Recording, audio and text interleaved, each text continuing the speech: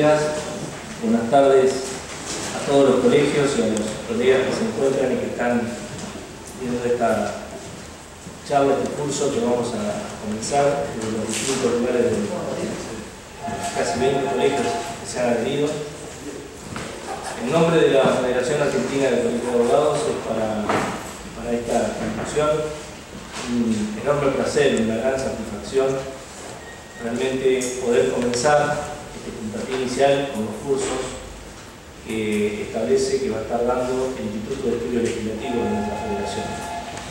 Un orgullo, una satisfacción, es una meta, un objetivo que estamos dando cumplimiento dentro de nuestros programas de actividades de trabajo, en esta parte académica tan importante que nos comprometimos a realizar y que para nosotros en estos eventos se comienzan a dar.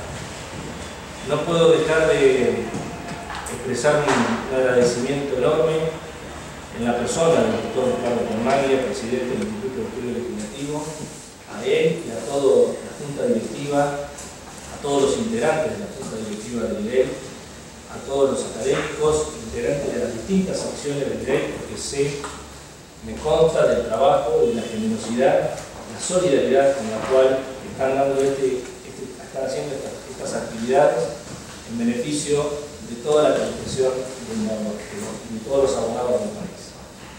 También quiero hacer un agradecimiento muy especial para el doctor Vázquez Ocampo, nuestro director ejecutivo, que es el que coordina con la mesa y el IDEL las actividades académicas que se vienen desarrollando.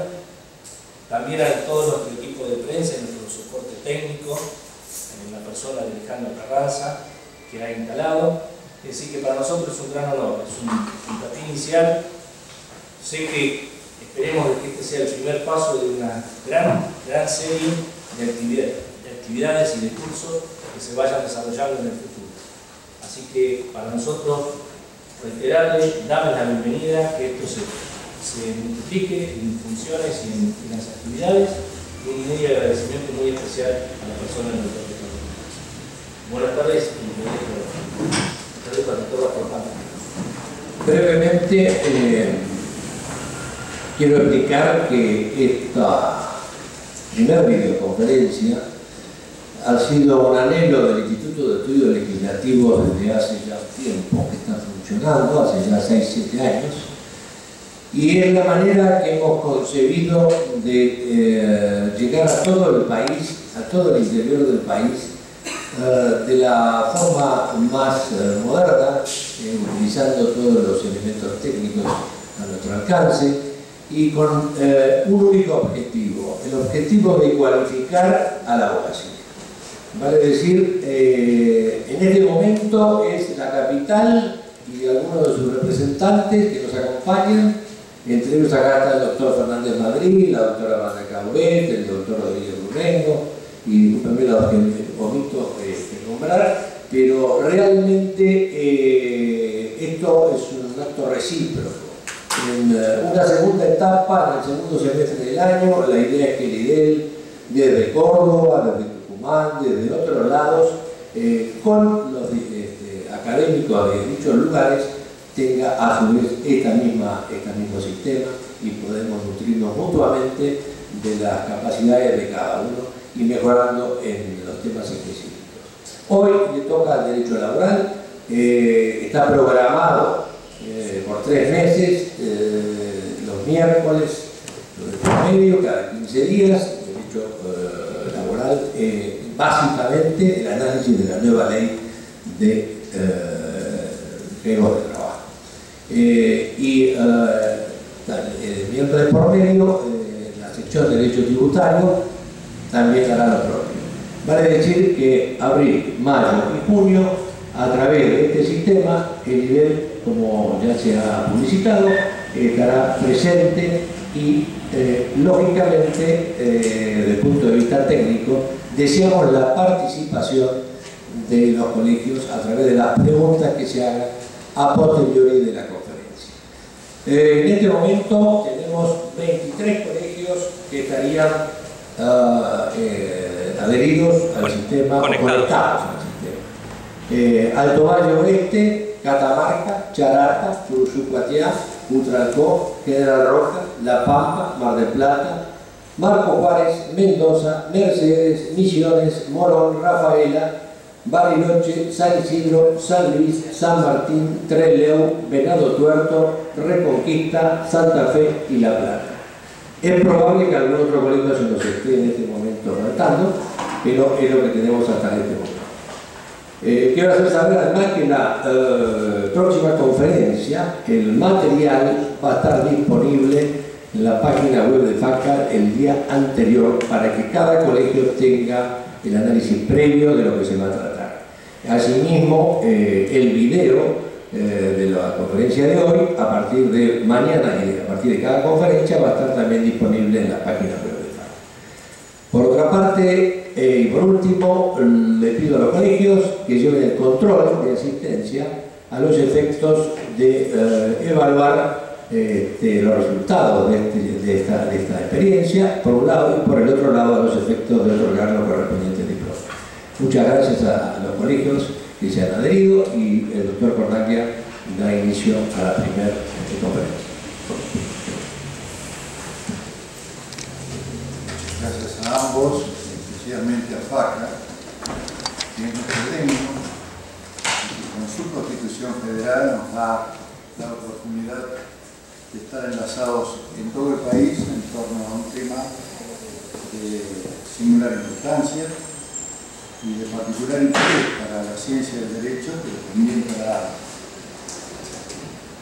la ciudadanía, en particular para los trabajadores como sujetos especialmente protegidos por la Constitución, en torno a lo que es el tema central sobre el cual van a girar todas estas conferencias. Vamos a hablar del derecho de daños laborales y el control de constitucionalidad de las leyes penales.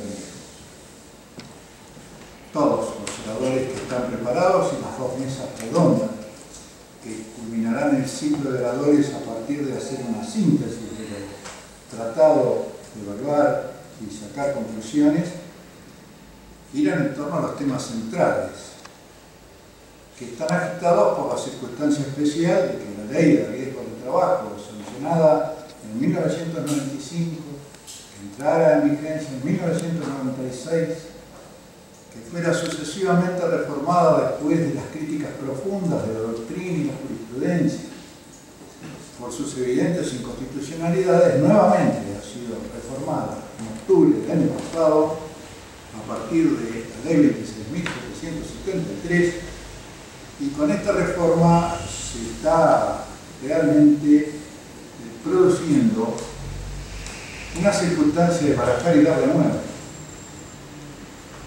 en el tema de lo que ha sido el núcleo central de la reclamación de los trabajadores en función de las enfermedades y los infortunios causados por accidentes de trabajo. Este ha sido desde el comienzo de la disciplina en derecho social el lugar fundacional de ella. Podría decir que el derecho del trabajo nace a partir de la doctrina del riesgo profesional, afirmando un principio general del derecho en el ámbito de las relaciones de la apropiación del trabajo humano. Ese principio, el principio de indemnidad del trabajador, acompañado por la ajenidad del trabajador al riesgo de la empresa, dio motivo a fines del siglo XIX de una transformación profunda de la teoría general de la responsabilidad. Dio motivo al desarrollo de una concepción distinta de la responsabilidad que dejó de afirmarse en la idea de que solo existía responsabilidad si existía culpa como factor atributivo. El nacimiento de esta disciplina está desafiado por un movimiento obrero que a partir de la conciencia de la cuestión social reclama a fines del siglo XIX legislación social que lo proteja del accidente y de la enfermedad causada por el trabajo. Y cuando esto sucede no existe ni siquiera el contrato de trabajo como instituto básico, al cual refiere toda la legislación social. Cuando esto sucede, era todavía el apogeo de la libertad de contratación y la regulación por la locación de servicios.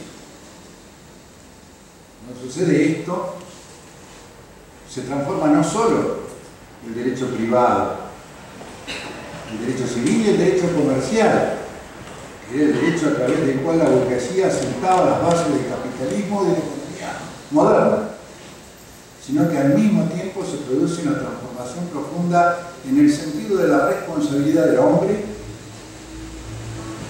encontrando que la víctima en esta sociedad de consumo y de economía libre tiene posibilidades de buscar la reparación de los daños sufridos aún por actos lícitos, aún por la actividad lícita, no por culpa, sino por el solo hecho de ser expuesto al riesgo de esa actividad que a alguien beneficia por la apropiación del trabajo.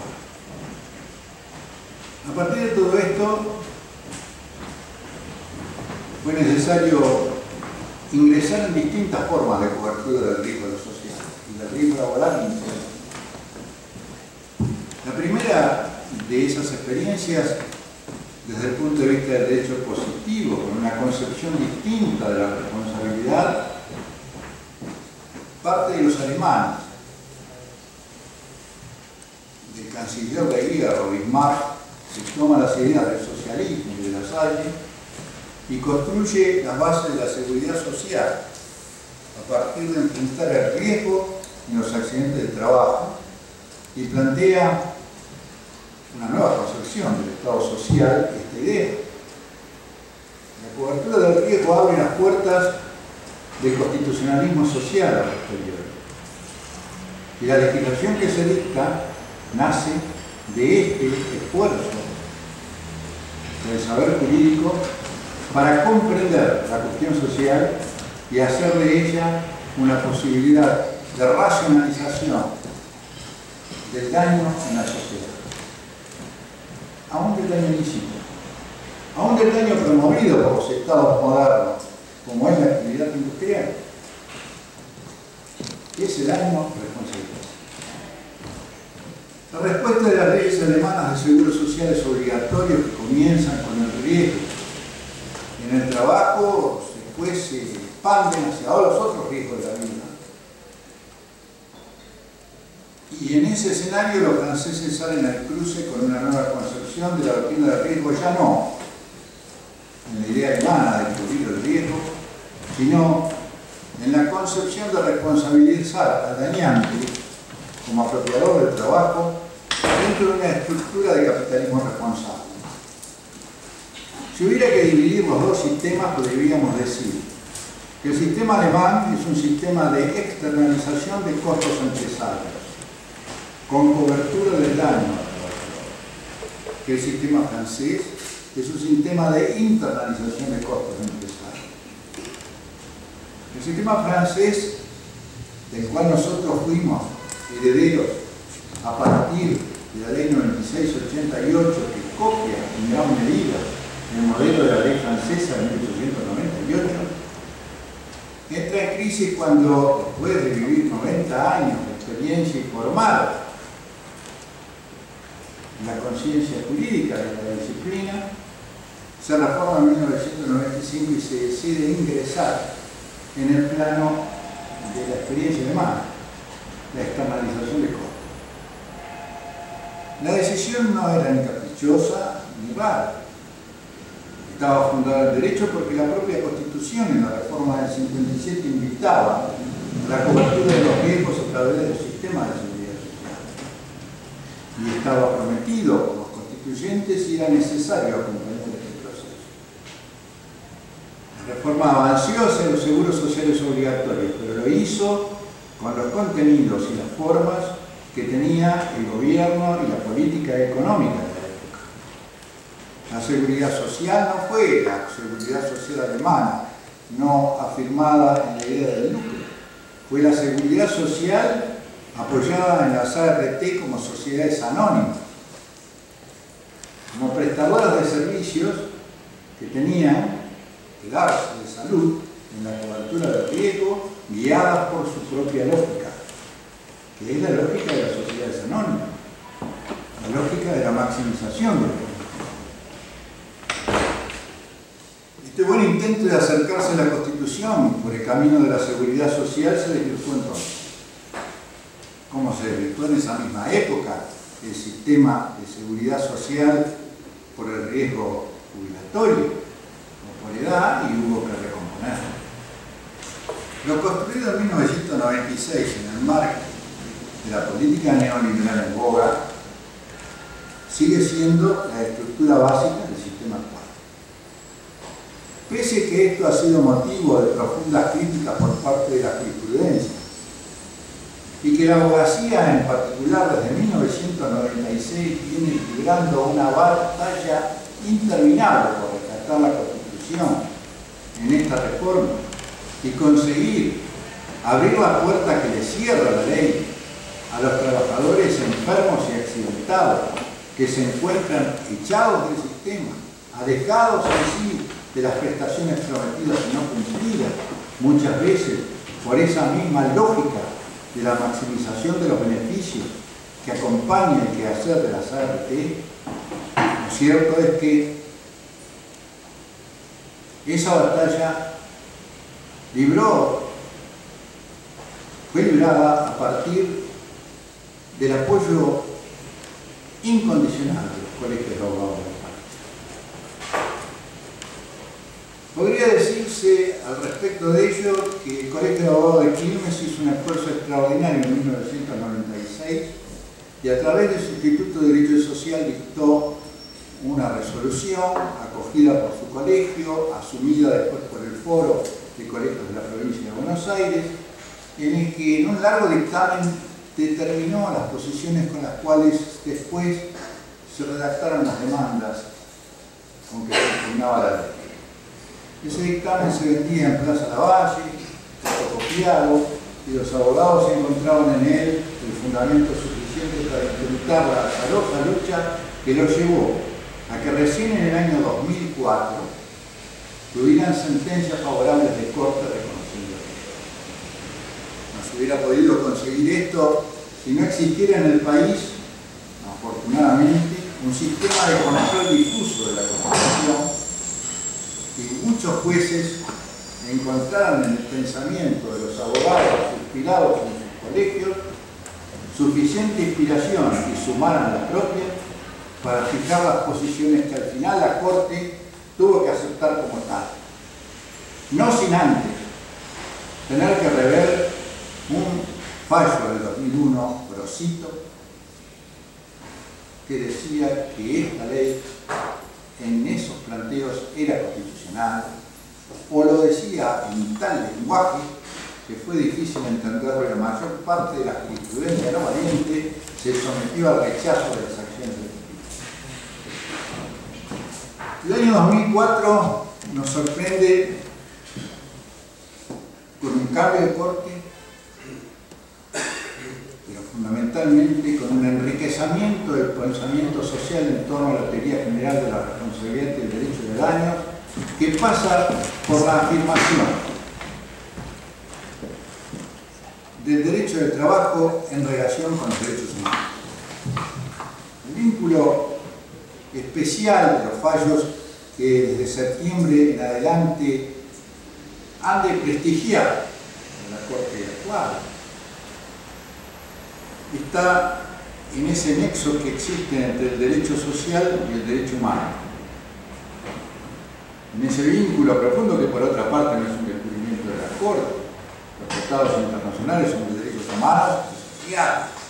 Los de control de convencionalidad refieren a ello.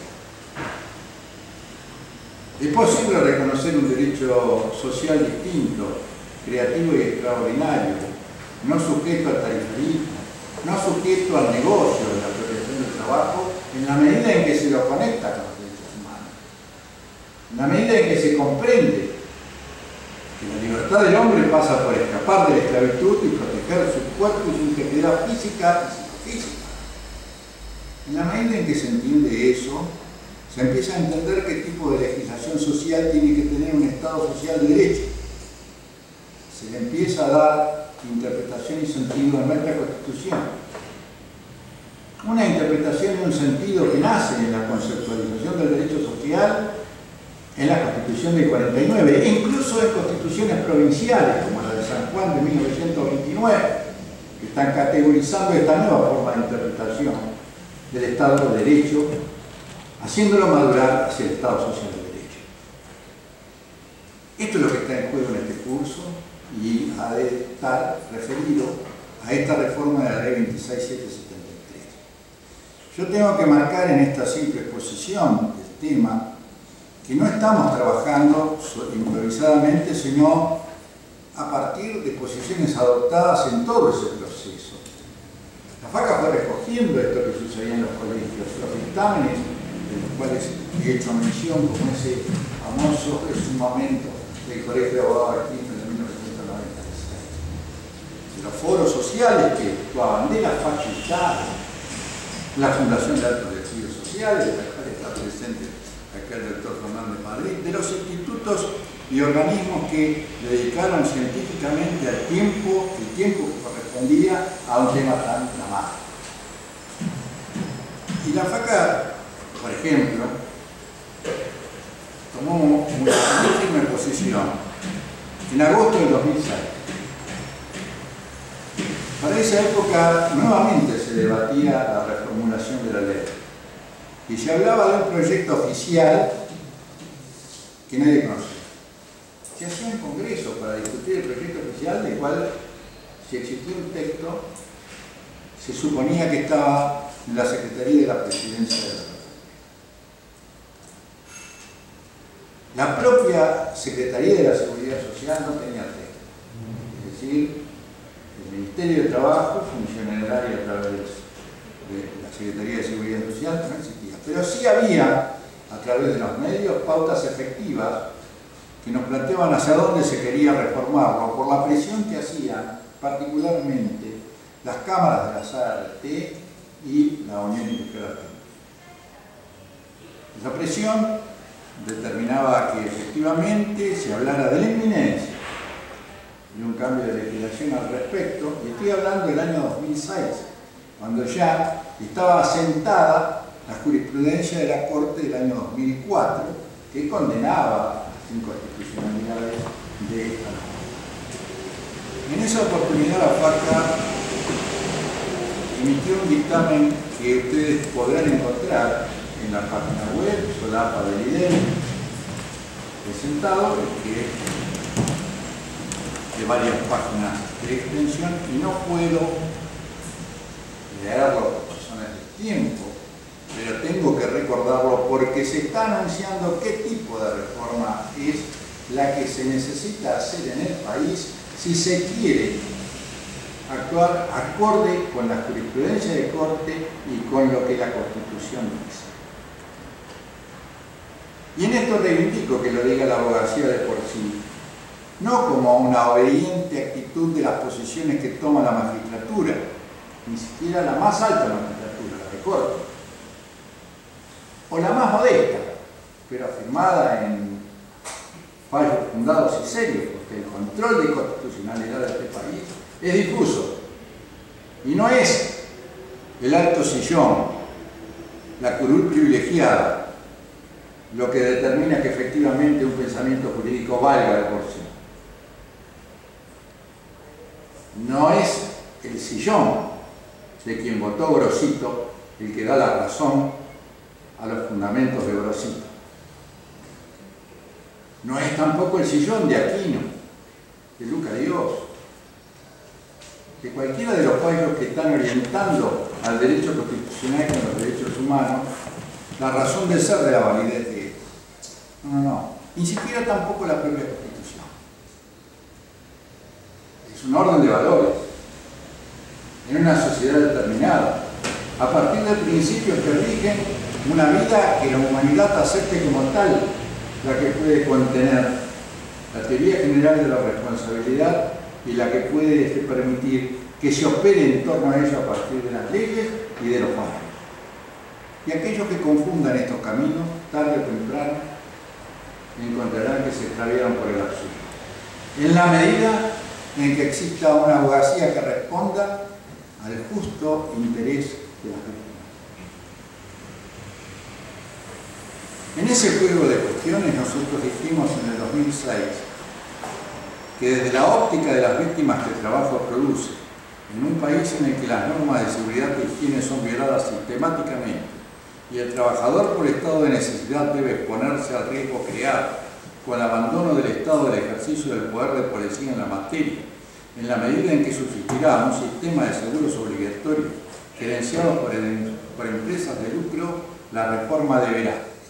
Este es el dictamen del IDEL que hizo suyo la FACA a través de su Junta de Gobierno y que le hizo tomar posición al respecto en torno a lo que tenía que ser la propuesta que esta federación hacía al legislador en la reforma que estaba pendiente. Lo que propone es a. Respetar el derecho de las víctimas a una indemnización tarifada mínima pero razonable y contar con las prestaciones salariales y en especie necesaria para alcanzar la rehabilitación posible. B. Adoptar las disposiciones que respondan a los principios de celeridad y automaticidad de otorgamiento de esas indemnizaciones y prestaciones. C. Reconocer el derecho a poder reclamar del dañante la superación de la indemnización mínima que reconozca el sistema a partir de la prueba posible de un daño mayor y en cuanto la indemnización tarifada no sea suficiente para cubrir con la reparación integral. D. Calificar al infortunio laboral como aquel producido en ocasión o con motivo del trabajo, superando los criterios actuales que limitan al accidente en su definición de tal dejando fuera de la cobertura a los que no revisten el carácter de súbitos y violentos y a las enfermedades únicamente como a las consideradas como profesionales, dejando en principio sin cobertura a aquellas que no están listadas por la Administración. E. Respetar el ejercicio libre de las acciones que cumplan esos fines ante el juez natural, con acatamiento a las normas procedimentales locales y respeto al derecho a la jurisdicción laboral sin retraseo. E. Respetar el ejercicio libre de las acciones que cumplan esos fines ante el juez natural, con acatamiento a las normas procedimentales locales y respeto al derecho a la jurisdicción laboral sin retraseo. Se ha repetido el punto F. Rechazo a implementar legalmente opciones excluyentes de acciones que impliquen limitar de cualquier forma el acceso irrestricto a la justicia para los trabajadores. G. Sujeción de las comisiones médicas a las autoridades administrativas locales. H. Acceso de las víctimas a los recursos administrativos que correspondan a esos derechos a la jurisdicción ante las autoridades locales y revisión judicial amplia, incondicionada e irrestricta, sin condicionar el ejercicio de las acciones de daños judiciales al agotamiento de los trámites ante la ART o las comisiones médicas.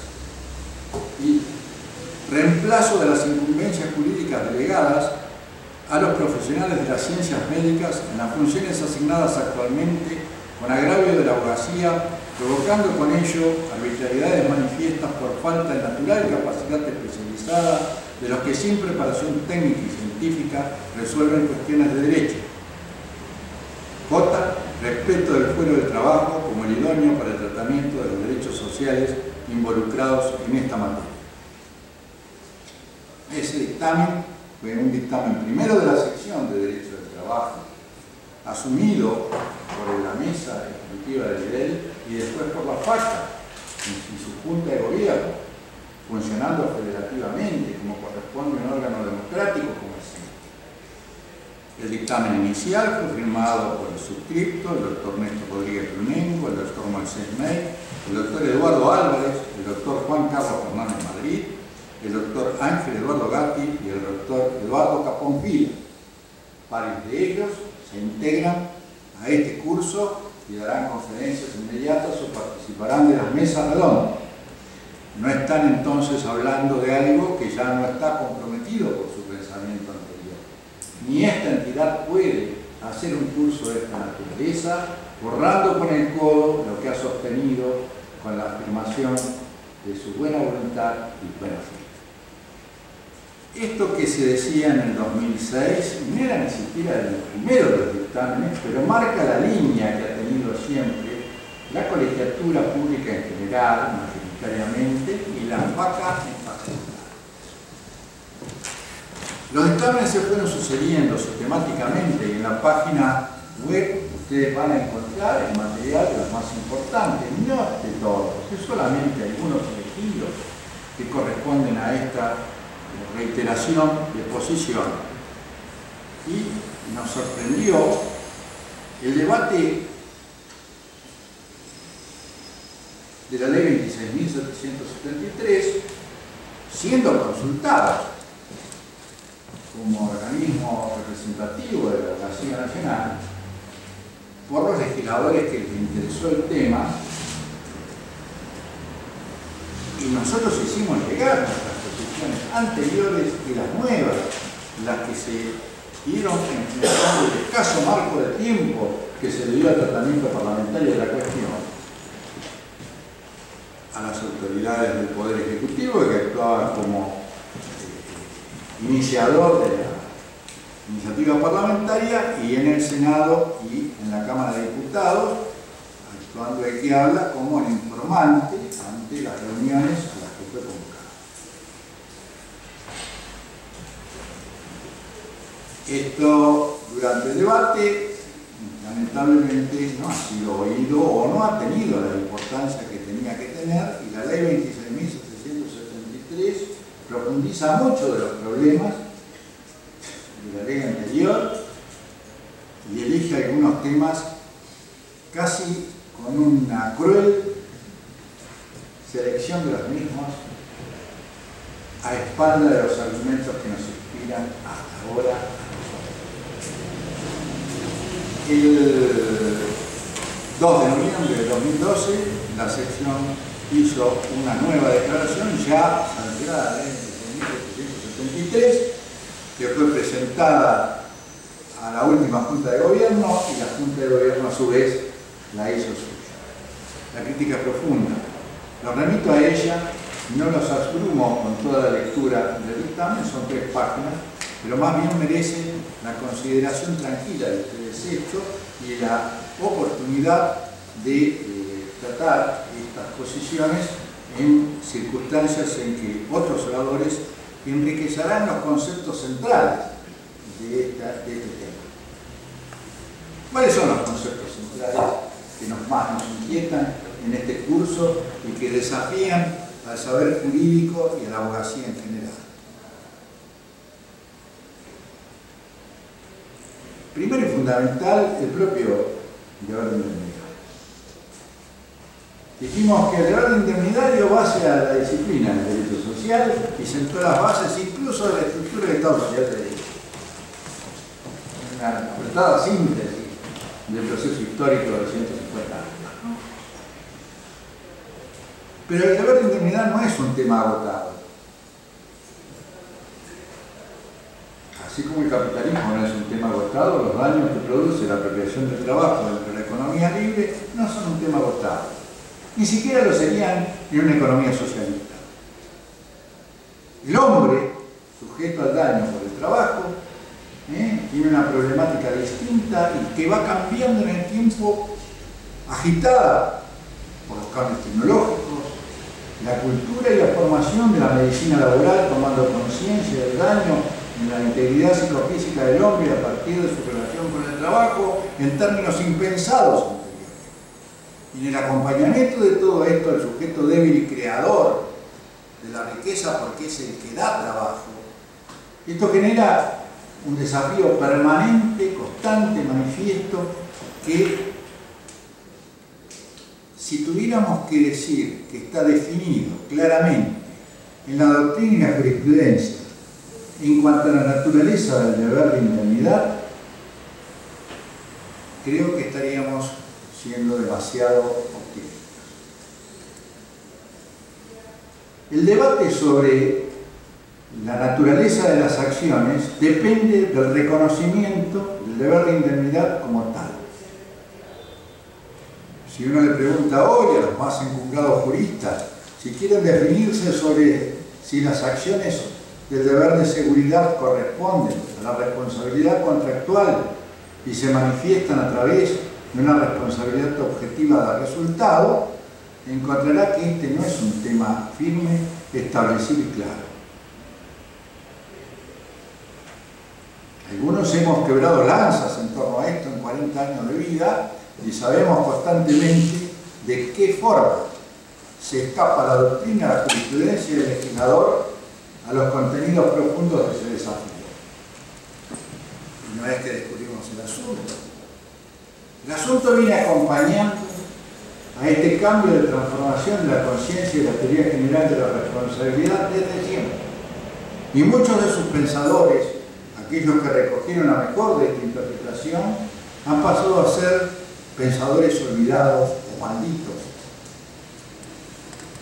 Y este país tiene que hacer el reconocimiento que corresponde a alguno de ellos. De preguntar a la mayoría de los juristas argentinos en qué medida han rescatado el pensamiento de Ernesto Quesada, que en 1903 redacta las primeras sentencias reconociendo la responsabilidad contractual como obligación de seguridad y resultado y acompañando en el país a la mejor legislación francesa y belga existente. Encontraría que el mismo no ha recordado en el Congreso de Derecho del Trabajo ni en las cátedras, que no queda casi recuerdo alguno. Quesada fue uno de esos olvidados del federalismo argentino. Dictó sentencias que fueron revocadas por la Cámara Federal en 1903, recogiendo este pensamiento. Pero no era un juez que pudiera pasar al olvido. Trataría de rescatar esa línea de pensamiento todavía ahora.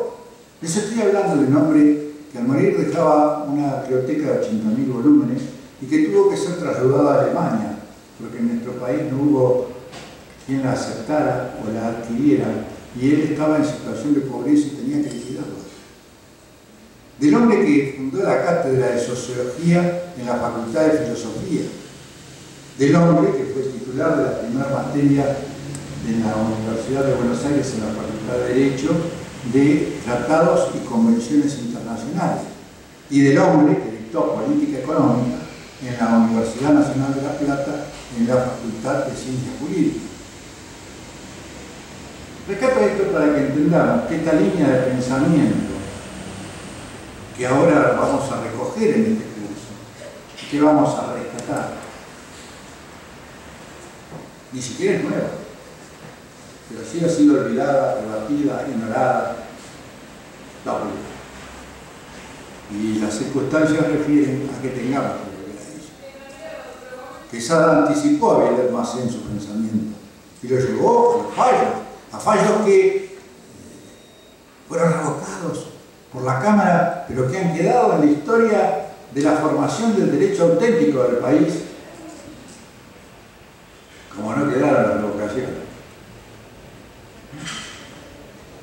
Este es el curso. Y si tiene sentido y cobra vigor, sobre todo tiene sentido para que lo dirijamos en un diálogo nacional, a través de una organización federal. Cuando me decían que en el Colegio de Reconquista están anotados y hay 50 escritos, pensaba qué destino este, que nosotros en Buenos Aires, con todo al servicio del centralismo, acá mismo no tengamos los 50 que hay de Reconquista.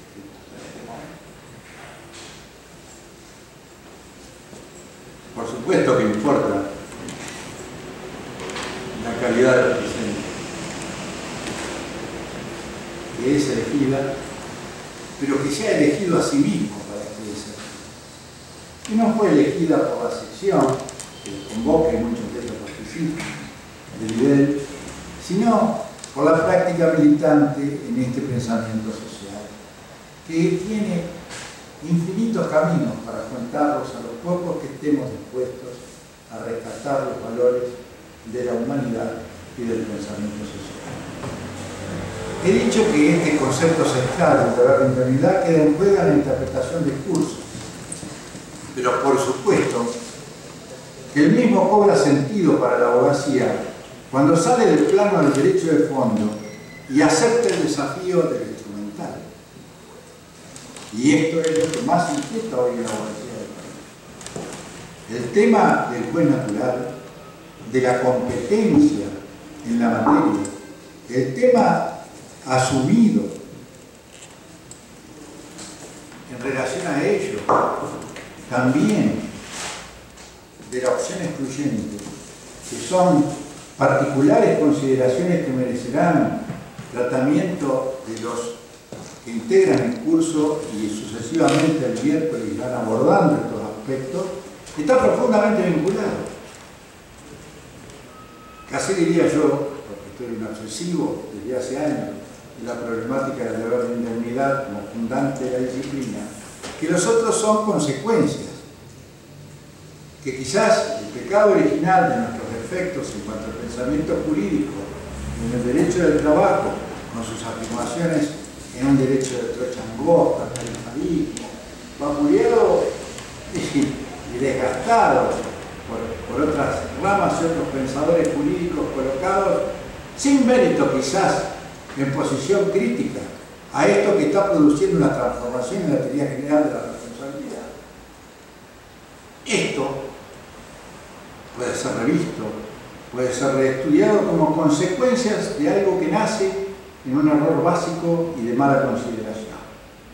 No se agota en ello, no se agota en el devaneo de la naturaleza jurídica de los institutos, se agota en lo que somos capaces de hacer los abogados en la defensa de la gente y en la conducta humana ante los tribunales. No es solo lo que dicen las leyes, ni cómo la interpretan los jueces, sino qué contenido de justicia tenemos los argentinos en las relaciones humanas, lo que está en juego y a lo cual quiere servir este curso. Ese es el derecho de daño que sometemos a consideración de todos ustedes y que creemos que provocará interés en estos 23 colegios del país que respondieron espontáneamente a este intento de construcción en común de una conciencia que acompañe al control de constitucionalidad de una ley tan importante en relación a algo que hace a la salud y vida de los seres que necesitan mejor protección en el país. Yo quedo en esta primera presentación del curso abierto a las preguntas, al debate. Somos colegas en la facultad.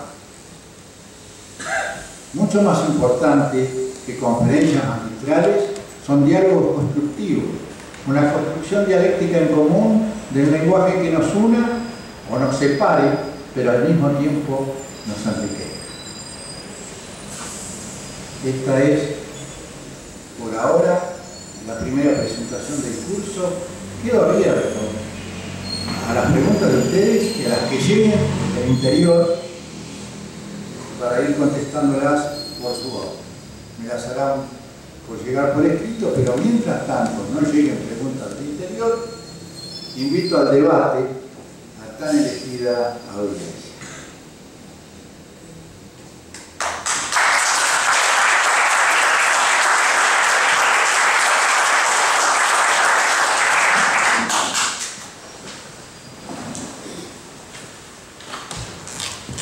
Nadie se atreve a desafiar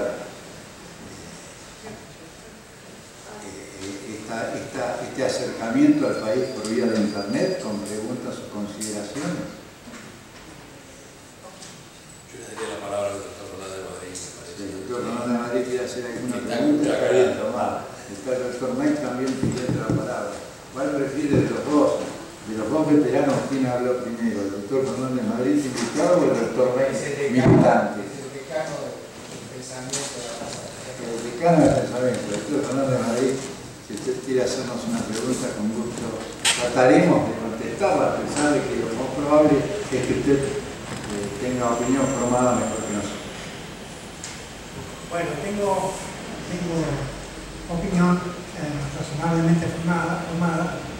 La estoy profundizando con los discursos y realmente la opinión, la voz de Ricardo Cornaglia siempre es enriquecedores, profundos. Me parece que el tema de la indemnidad es un tema que se da en todos los aspectos del derecho del trabajo. Pero donde se presenta en primer lugar y de forma más acuciante es cuando se trata de la indemnidad física, lo que lleva la indemnidad a la persona. Y yo quería preguntar si dentro de ese concepto de protección penal y objetiva que cabe modificar los conceptos sobre las indemnizaciones tarifadas que establece la ley y consagra con mayor amplitud la Corte en el caso de los temas. El tema de la tarifación como piso básico de reconocimiento legislativo del valor de la vida y de la integridad del trabajador solamente puede ser respondido en función del esquema constitucional. El principio de indemnidad está en el artículo 19 de la Constitución Nacional, su raigambre existe, es para todo ciudadano, eso es un daño. Cuando la tarifación no es la reparación suficiente, queda un daño sin reparar, una parte del daño sin reparar. Y pretender que el legislador es tan sabio como para entender el valor de la vida de cada ciudadano en forma integral, ineludible y prevista anteriormente, es suponer que el legislador es más sabio de lo que puede ser. Pierre Massé, en su tratado de la responsabilidad bajo el punto de vista de los accidentes de trabajo, decía que la tarifa era una tarifa miserable. La tarifa fue creada por los franceses a partir del concepto básico de un valor vida y salario diario. De ella somos herederos actuales y esta reforma no deja de ser parte de esa misma familia de tarifación. Él ponía de relieve de que el trabajador, por su condición de tal, no pierde las posibilidades de acceder a partir de la responsabilidad contractual y como obligación de resultado al daño justo y pleno que necesite, y encontraba en la normativa del Código Civil de la época y en el Código de Comercio las disposiciones de la responsabilidad contractual objetiva suficientes como para fundar esto. Esto es lo mismo que sostiene Quesada en esos fallos que le decía antes que Pierre Massé. Esta concepción de que el valor vida puede ser únicamente tarifado, implica una previa aceptación de que hay una renuncia a poder reconocer una reparación por parte de la justicia del procesamiento del daño, una reparación mayor.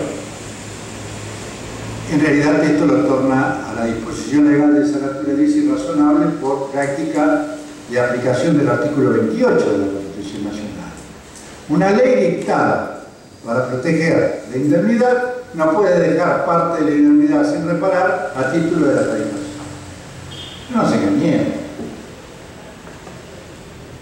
En todo el juego el reconocimiento de los derechos humanos, está por contrapartida el interés del dañante de estar limitado en cuanto a los costos. Ese interés es un interés legítimo hasta cierto punto, pero cuando afecta a derechos humanos fundamentales, deja de ser. Si lo que se está queriendo hacer es subsidiar la parte del daño mayor al que la ley reconoce, impidiendo la reparación mayor, hay en esto un agravio a la razonabilidad de la norma. Es decir, el juego del 19 y el 28 condenan a los instrumentos jurídicos que no sigan los consejos de Pierre Massé o de Quesada. Esta es mi respuesta, doctor. Creo que, por otra parte, es lo que usted traduce en la mayor parte de su sentencia. Doctor Mael. Bueno, yo lo que quisiera expresar es más que nada una reflexión. Y esa reflexión surge de las expresiones que ha hecho Cornaglia en esta presentación. Él ha destacado el impulso que ha tenido en los últimos decenios, y particularmente a partir del comienzo de este siglo, el tema de los derechos humanos en la sociedad argentina y en el Estado. Sería hipócrita no reconocer que este impulso de los derechos humanos concretos, tangibles, han hecho pie sin retorno. Acá no hay una actitud de un pacto postergado, sino un compromiso hacia adelante. Desde esa perspectiva, esta movilización de los derechos humanos, que tiene una dimensión internacional, ha hecho pie cabalmente en la doctrina y sobre todo en la doctrina jurisprudencial. Paradójicamente, lo que se suele considerar superficialmente como el poder más conservador ha sido el poder más avanzado en concretar esta conquista de los derechos humanos en clave laboral, en distintos temas, y particularmente en los 4 o 5 temas centrales de nuestra problemática actual. Uno de ellos, el tema de la protección de la salud del trabajador. El otro, el tema de la extinción arbitraria y discriminatoria de la fuente de trabajo, el despido discriminatorio. En tercer lugar, todo lo atinente a la externalización productiva, a la descentralización productiva y a la responsabilidad solidaria. Y en todo esto está proyectado la dimensión de los derechos humanos laborales. Digo esto porque es un poco paradójico el inmovilismo legislativo concreto que no acompaña en un periodo en que existen posibilidades históricas de hacerlo este proceso tan rico. Dicho esto, despojado de toda connotación superficial, inmediata, política. Es una consideración más profunda de nuestro quehacer. Sería subalternizar la reflexión, pretender hacer una coartada de otra dimensión. Y en esta alternativa aparece esta otra reforma final de la ley de riesgo de trabajo, que además no solamente consolida en gran parte el inmovilismo que además se da en la subsistencia en la ley de contrato de trabajo de reformas anacrónicas y retardatarias producidas en el 76 y profundizadas en el 90, que aún subsiste, y que en este caso se agiganta más, ya no con un inmovilismo, sino con una regresión. En primer lugar, la subsistencia de esa entidad que es la ART, que es una institución con finalidad de lucro en una actividad tan delicada y tan sensible como el tema de la salud. Esa subsistencia del sistema de una empresa de lucro que nos hace decir metafóricamente el zorro cuidando el gallinero por razones de contradicción de intereses, conducía a la necesidad de replantearse. Y no solo no se replanteaba, sino que se consolidó. Y la desgraciada frutilla de todo este proceso de construcción es la deslaboralización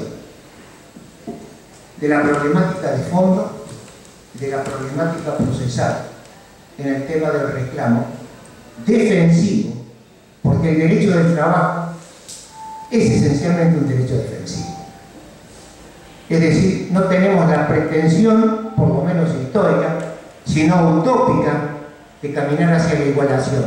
Pero en los distintos institutos que planteamos es un derecho defensivo, aún transaccional.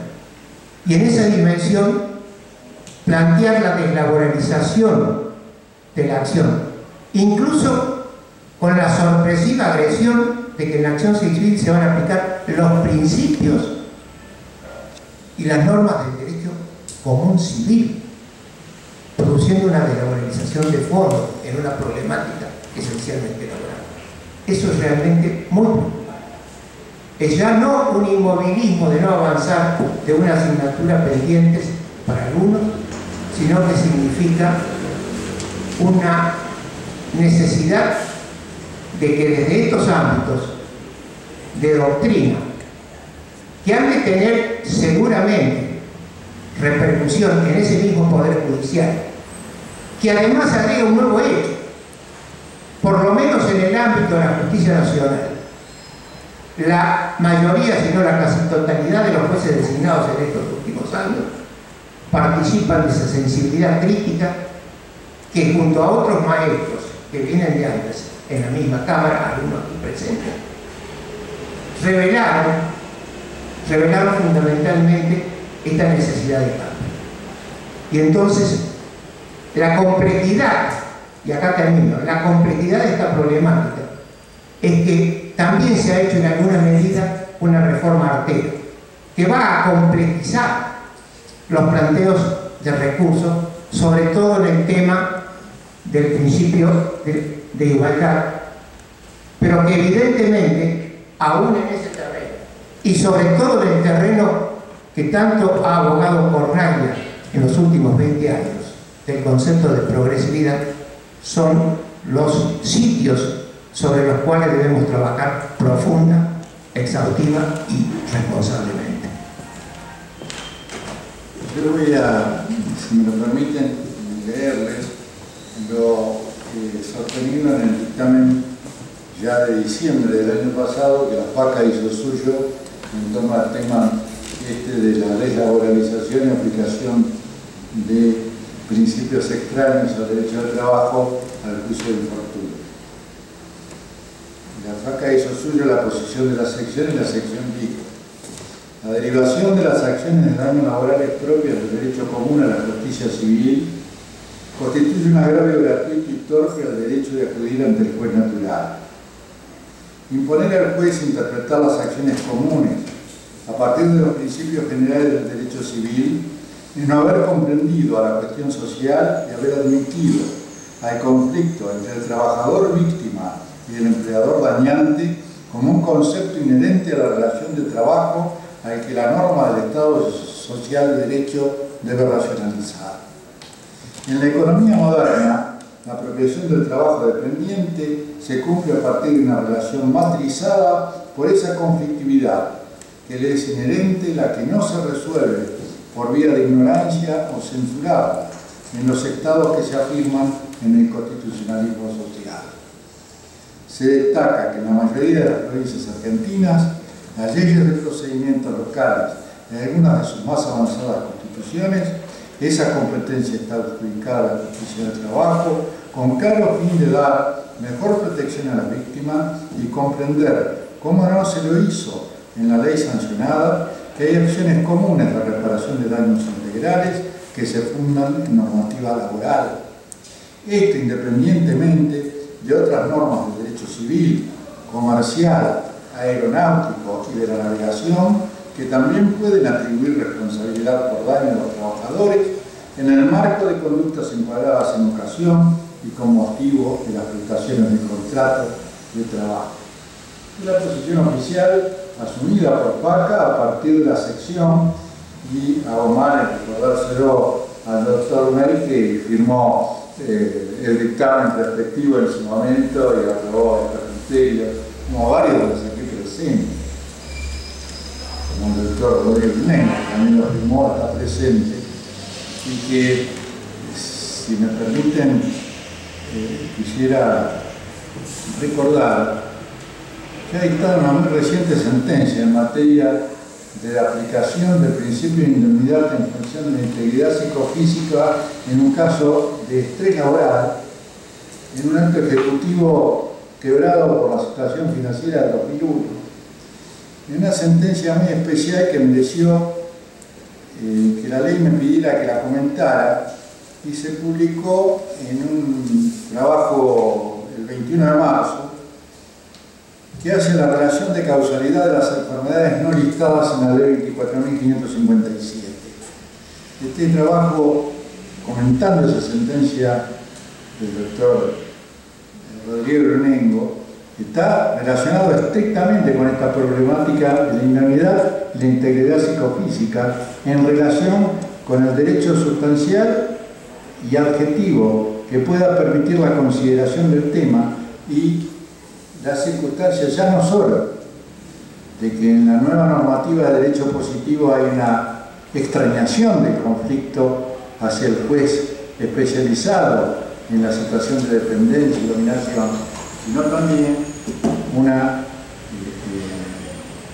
consideración que refiere críticamente y subyacentemente en todo este complejo normativo a lo que se ha llamado la industria del juicio de los abogados que defienden esta clase de asuntos.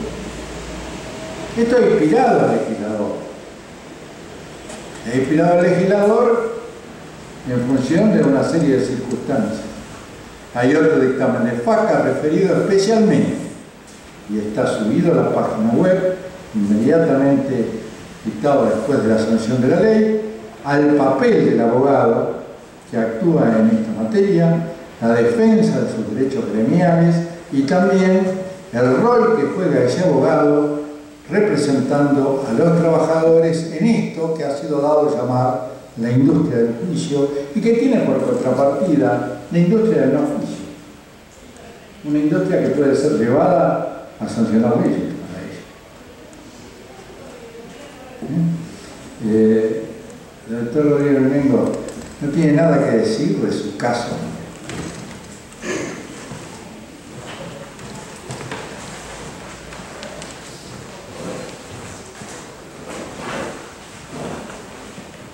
Tendría que empezar, como es el agrado del doctor Cornaglia,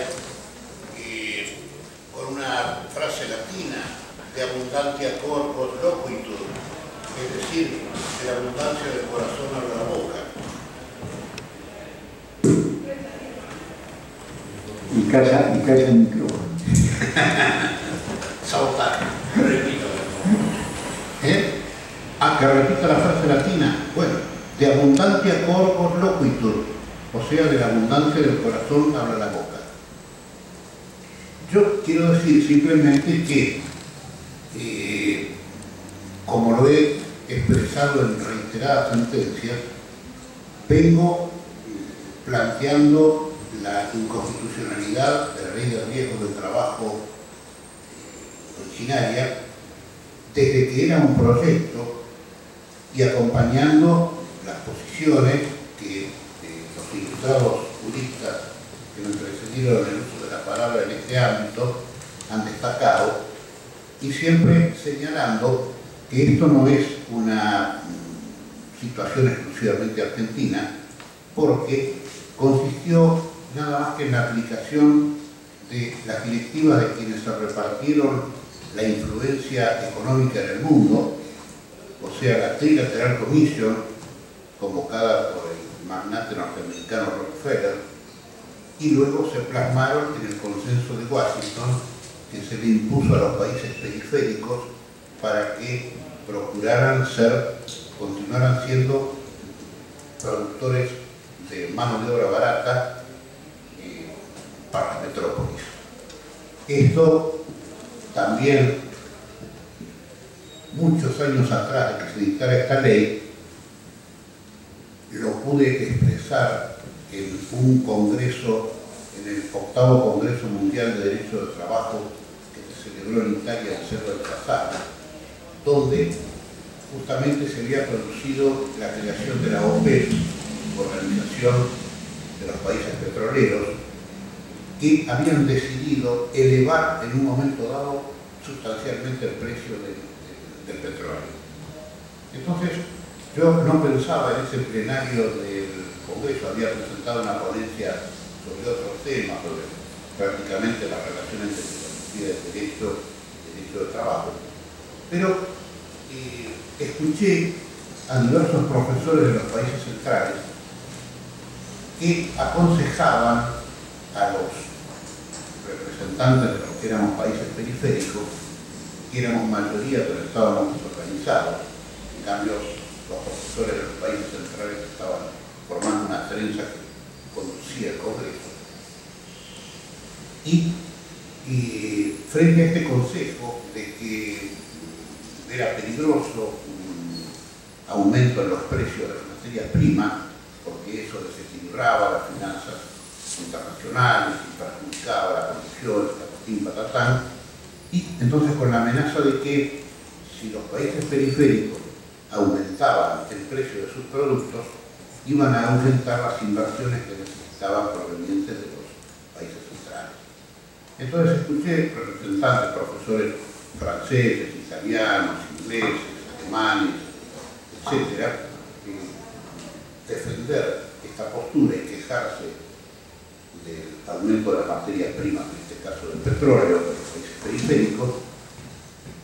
Y entonces eso me motivó a pedir la palabra y decir, expresando tal vez la voz de los que no tenían voz, porque lógicamente al encontrarse en un foro internacional donde los profesores más eminentes de los países centrales y más afamados exponían una postura, la mayoría de los asistentes que proveníamos de la periferia no se animaban a contradecir a los grandes maestros. Y yo, como soy atrevido, traté de hacerlo. Y entonces le dije a los países centrales que habían estado representando a los juristas que venían de los países centrales, que lógicamente expresaban la ideología de su entorno, de su medio, que durante tanto tiempo el deterioro de los términos del intercambio había sido que los productos industrializados elevaban sus precios, mientras que conservaban a los países proveedores de materias primas con precios baratos, que eso era una forma de explotación, y contra lo que ellos se quejaban del aumento del precio del petróleo puesto por la OPEP, yo felicitaba a los países productores de petróleo porque hubieran aumentado sus precios, lo cual no significaba de ninguna manera ni siquiera llegar a lo que había sido lo que hubiera sido una compensación de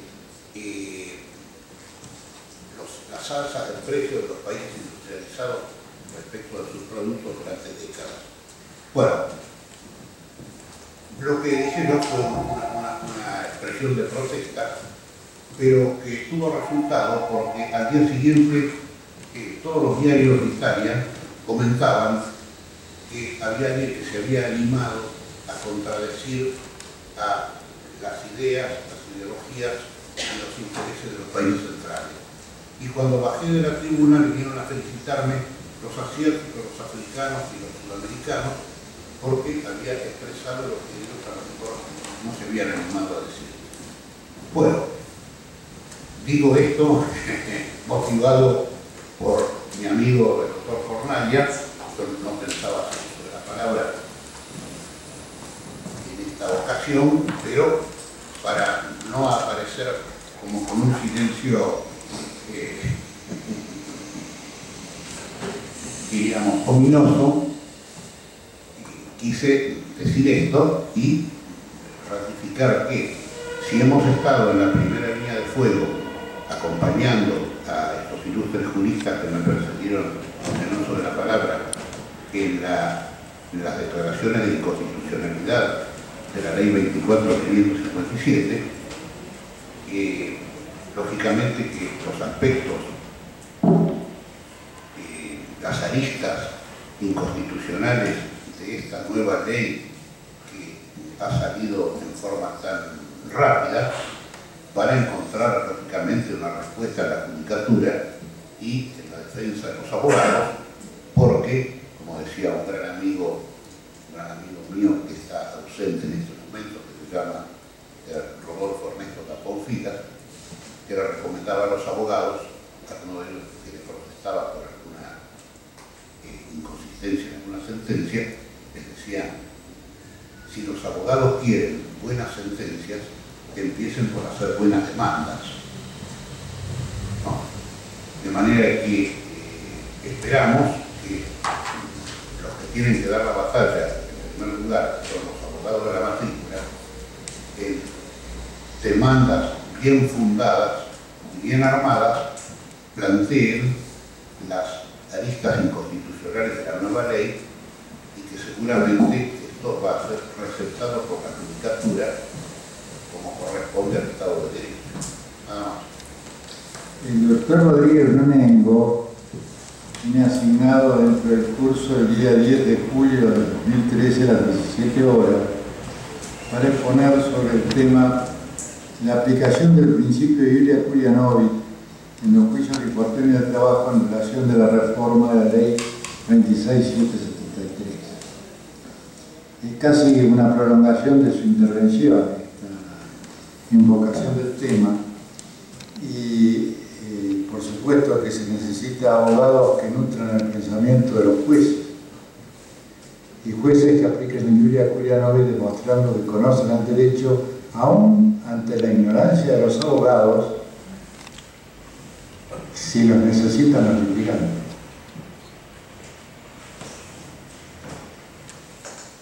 ¿Alguna otra pregunta?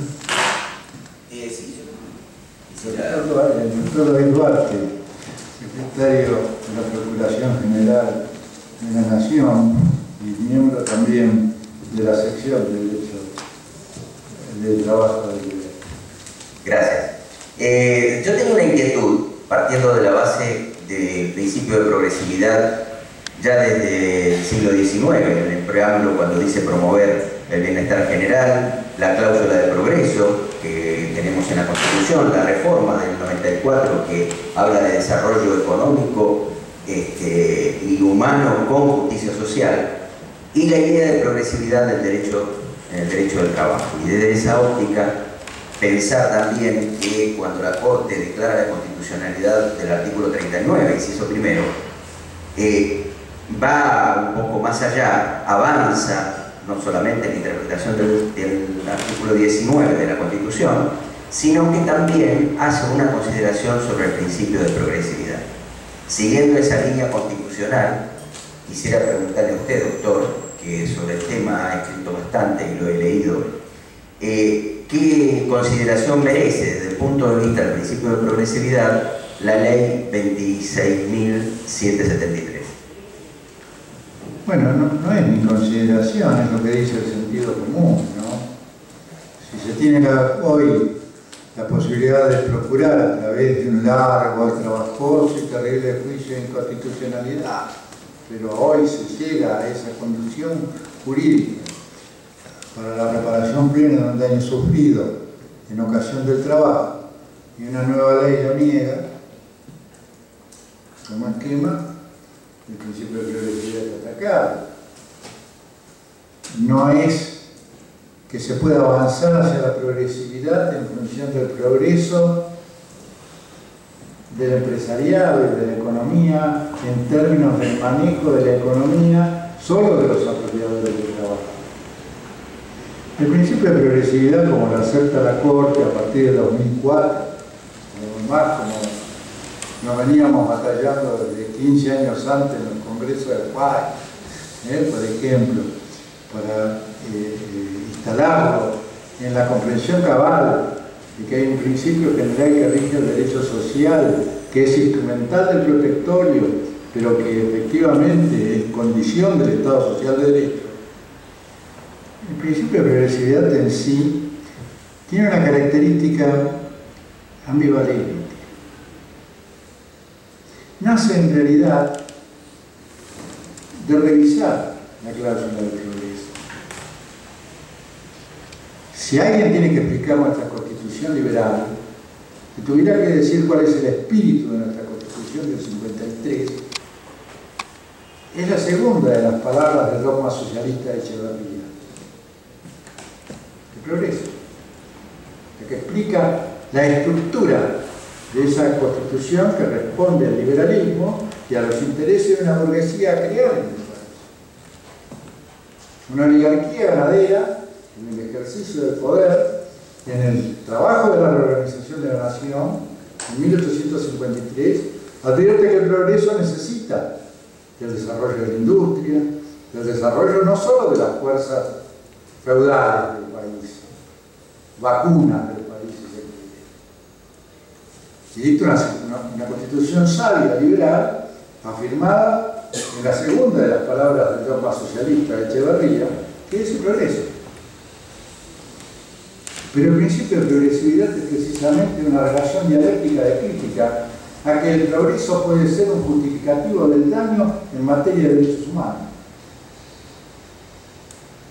Cuando una norma, en función de un orden económico y del progreso general, acepta que los seres más débiles de la sociedad tengan que solventar el progreso con su integridad psicofísica, con sus daños, con la explotación, esto afecta la concepción de la libertad en los términos del siglo XIX e ingresa en la concepción de la libertad en los términos del siglo XX y de lo que debería ser el siglo XXI, entendiendo la libertad en condiciones de situación en la sociedad. Y esa es la idea en sí que tratamos de exponer en el Congreso Nacional de FACA, que se hizo en Salta hace ya 6 años, está en la ponencia, se la puedo facilitar, la publicó después la ley, esta ponencia también, el artículo, y es esta revalorización de lo que es la progresividad en su relación competitiva con el progreso. Esta ley ha sido dictada en función del progreso, pero no de la progresividad. No sé si los legisladores que la votaron se sentían progresistas. Lo que no fueron es respetar, lo que no pudieron hacer es respetar los derechos humanos en función de la progresividad que revisa críticamente el progreso. No es que estemos contra el progreso, sino contra ciertas cosas. Con la historia del progreso, por ejemplo, se hizo el genocidio indio, el pueblo original, exterminado. Con la historia del progreso, la humanidad ha hecho cosas horribles. El derecho se nutre de valores profundos y del pensamiento crítico. No siempre el pensamiento crítico está al alcance de todos, y muchas veces molesta. FACA es un lugar para molestar. Quisiera hacer algo así como el tábano de Sócrates. Es su deber ser. El ideal tiene que ser una escuela de pensamiento crítico. En la medida que represente a la abogacía como una constante búsqueda de justicia y una determinada. No sé si me ha ido por las ramas, pero está claro de que su tema del día que tenga que tratar asignado, el doctor Duarte tiene asignado como tema los requisitos de admisibilidad del recurso extraordinario en el control de constitucionalidad de la ley 24.557 y la 26.773. Es decir, es un tema que domina muy bien su obra sobre recursos extraordinarios, escrita con la secretaria de la Corte. Creo que es la obra más seria que hay para entender la problemática de cómo ingresar en la ciencia infusa de sacudir la conciencia de la Corte para tratar temas. Realmente su esfuerzo intelectual es extraordinario, aunque no siempre creo que haya sido bien leída por todos, ¿no? Y el desafío que toma ahora es precisamente eso. Se va a meter usted en la parte instrumental que pueda llevar a decirnos si podemos revisar típicamente la progresividad, el progreso a partir de la progresividad. ¿Algún otro tiene alguna pregunta más? ¿En el interior hay alguna pregunta? Se están retirando. ¿Están? Retirando. Perfecto. A esta altura de la circunstancia, quiero poner de relieve que estamos haciendo un esfuerzo en forma muy primaria. Estamos aprendiendo a usar estos nuevos medios, que es el uso del Internet, la informática. Y la FACA es una estructura de recursos limitados. La representación federal, y como una expresión de lo que es el país, el federalismo auténtico siempre fue débil económicamente. Ahora mismo, el tema de la participación de los recursos de las provincias en el Estado supuestamente federal, manejado fundamentalmente por la nación, es un tema del país, pero también es representativa de la FACA de esto. Fuertes colegios integran la FACA, pero la FACA no tiene aportes muy poderosos de los colegios para funcionar. Sus recursos son limitados. Ha hecho un esfuerzo económicamente para dotarse de la primera camarita, de los contactos y los programas existentes, con un equipo que trata de poner humanamente lo que los recursos no alcanzan para conseguir estos resultados. Que 23 colegios del país estén intentando contactarse es esto también una experiencia nueva. Te advierto que no llega ninguna pregunta de los colegios. Es como si un temor reverencial los acompañara desde el interior a estos porteños que se han dedicado a manejar Internet. Pero ni somos buenos manejadores de Internet, ni somos tan porteños como parecemos. Los acá presentes pretendemos en alguna medida ser fieles expresiones de un gremialismo de la abogacía auténticamente federal.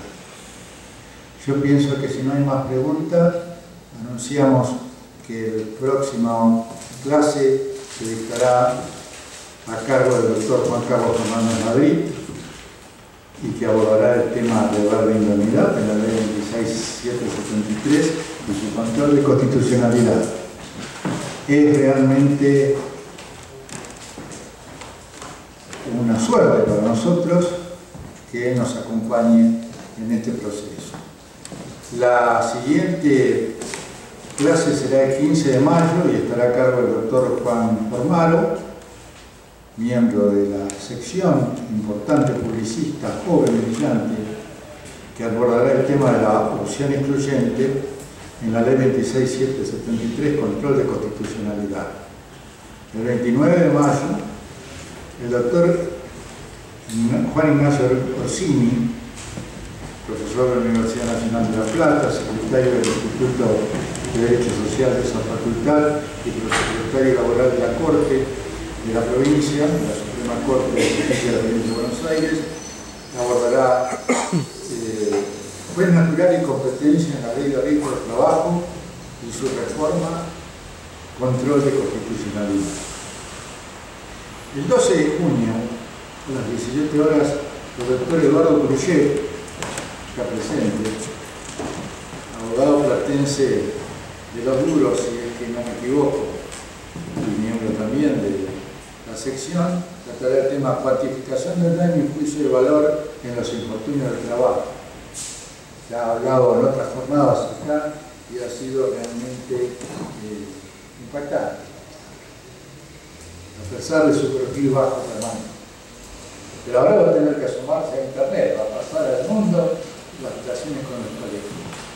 El 26 de junio el doctor David Duarte asumirá su clase, que ya la enuncié, y por supuesto también el 10 de julio el doctor Néstor Rodríguez Luengo se enfrentará con el Iulia Curia Novi y sus latinazgos tan afines. Después de ello tendremos 2 mesas redondas que tratarán de sintetizar esto y lo que haya sucedido en estos 3 meses en la doctrina y en la jurisprudencia. No creo que haya cambios legislativos tan necesarios en tan poco tiempo. Muchas gracias a todos por hoy.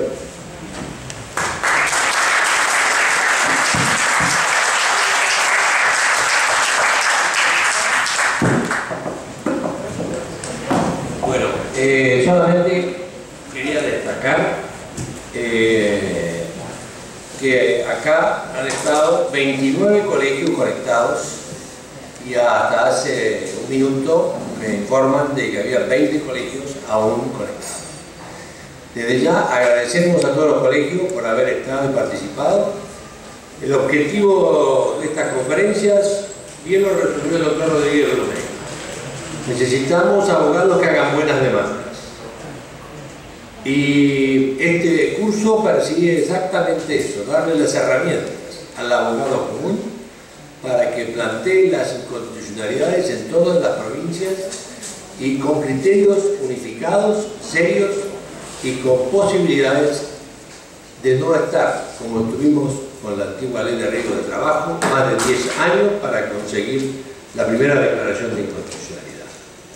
Es trabajo nuestro que esto no ocurra y por el contrario llegar a poner los criterios de razonabilidad y de equidad en materia laboral como se han planteado aquí en términos generales y que en las próximas conferencias se va a ir más a lo particular.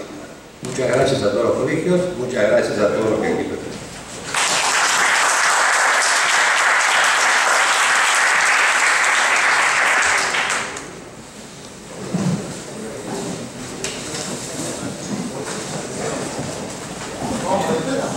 Este ítem.